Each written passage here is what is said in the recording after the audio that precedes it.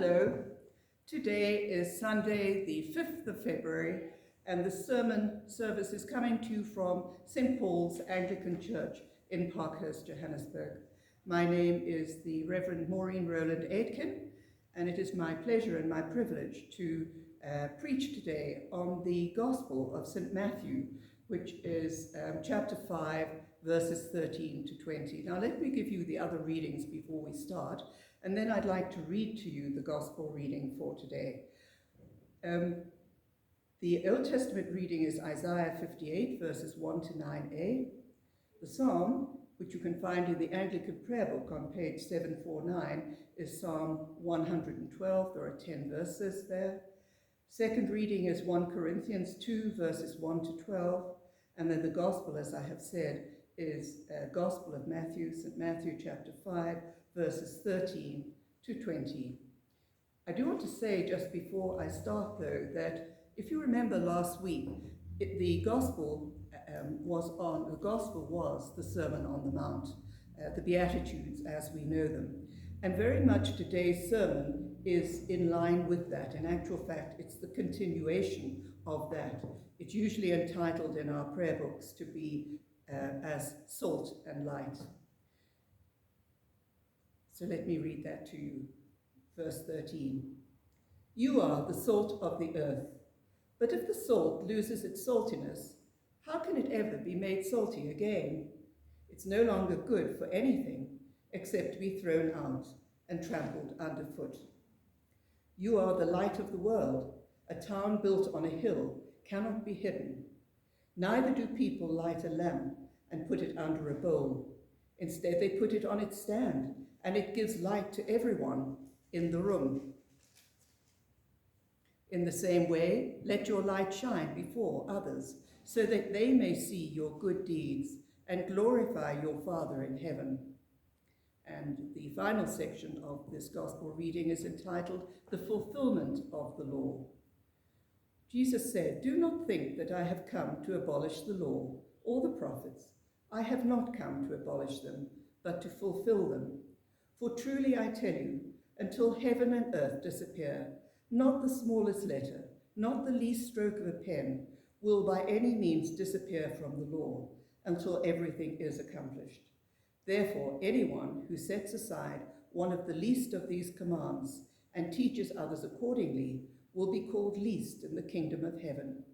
But whoever practices and teaches these commands will be called great in the kingdom of heaven. For I tell you that unless your righteousness surpasses that of the Pharisees and the teachers of the law, you will certainly not enter the kingdom of heaven." This is the gospel of Christ. Now, many of you like a more contemporary version of the Bible, and there is one, in actual fact, in the parish leaflet. It's very short, so let me just read you a contemporary version of which I've just read, and it's based on, in actual fact, it's based on Eugene Peterson's The Messiah, but on Isaiah 58. This is the kind of fast day I'm after to break the chains of injustice. Get rid of exploitation in the workplace, free the oppressed, cancel debts. What I'm interested in seeing you do is sharing your food with the hungry, inviting the homeless poor into your homes, putting clothes on the shivering ill-clad, being available to your own families. Do this, and the lights will turn on, and your lives will turn around at once. Your righteousness will pave your way. The glory of God will secure your passage. Then when you pray, God will answer. You'll call out for help, and he'll say, "Here I am." If you get rid of unfair practices, stop blaming victims or gossiping about other people's sins.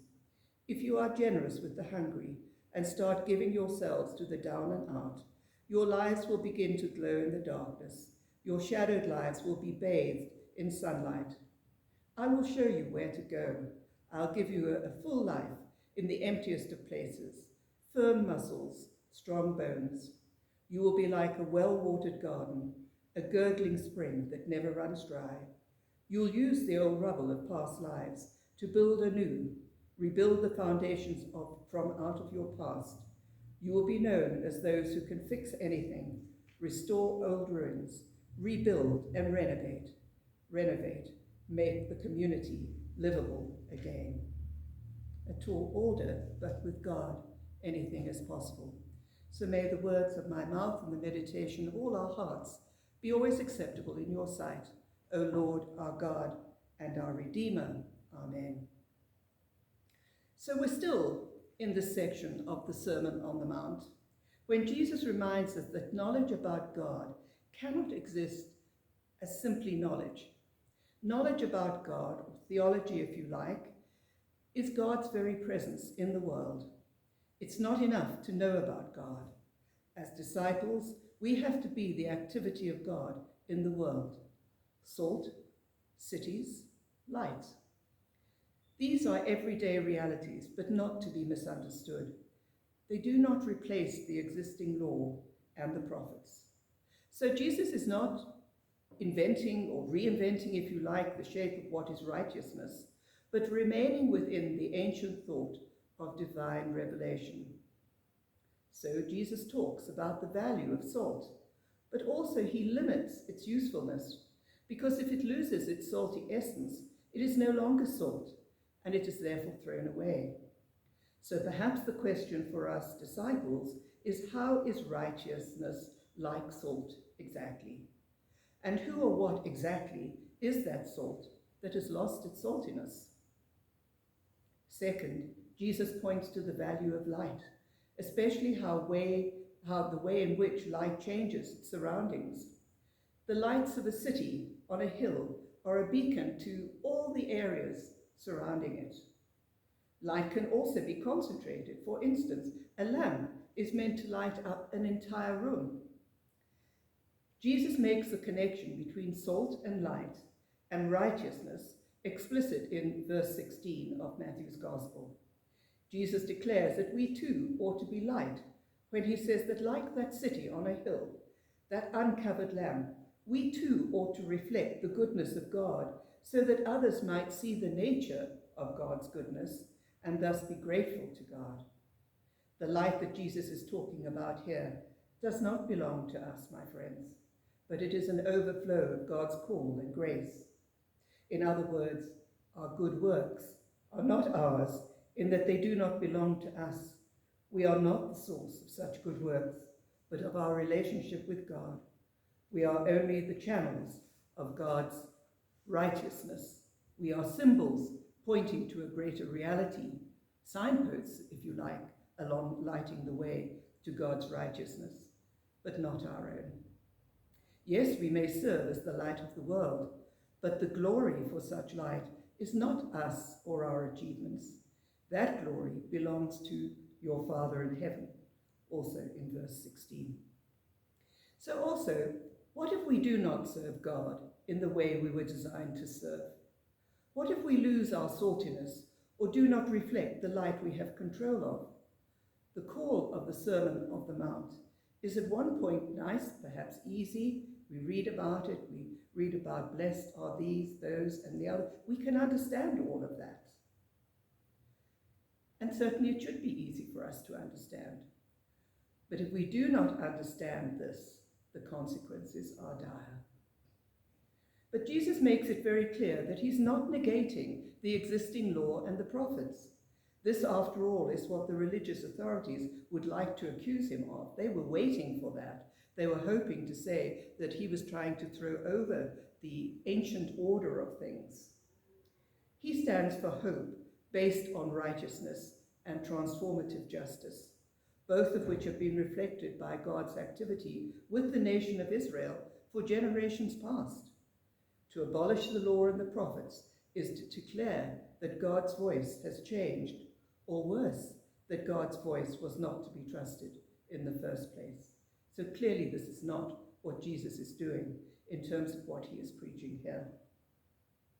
If we don't join the Sermon on the Mount as an extension of our understanding of ancient traditions of faith, it may lead to thinking that it is an abolishment of the law and the prophets.